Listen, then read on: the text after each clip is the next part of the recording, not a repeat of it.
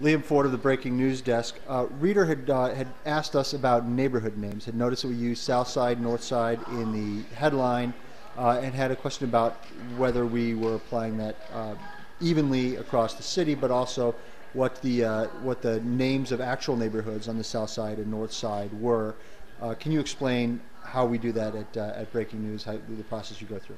Often we will put a general part of the city in the headline, but then put both say, the South Side's back of the yards or New City neighborhood, for example, in a story that we have just updated a few minutes ago, in the lead or the second paragraph of the story. One story that we were talking about is a man who died in a fire early this morning. He lived in the 4400 block of South Wood. That's generally the South Side. It's the New City community area, and it's the back of the yards neighborhood.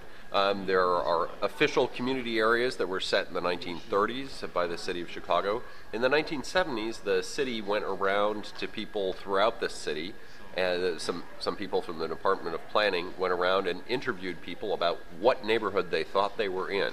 After that, they created a map of neighborhoods that's been modified slightly over the years, but which is still the basic sort of official city map, and we use a database supplied by the city to say what the boundaries are. Well, here's a case. The Cook County Medical Examiner's Office has this list of people who die each day. Several times a day we get that list. Yeah. You've just entered in one of these neighborhoods here in the 4400 block of South Wood.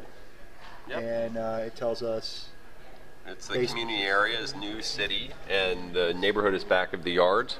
And the community areas are much larger than the neighborhoods. Like the Austin community area includes both Austin and what's commonly known as Galewood.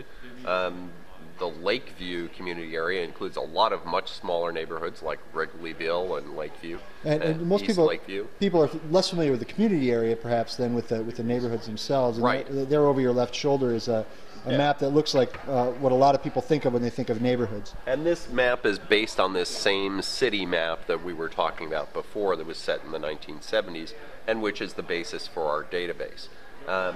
There have been a few changes. This particular map is put out by a real estate group and is based on the city map but has some slight differences. But it's basically the same thing, and it's basically the map that we use.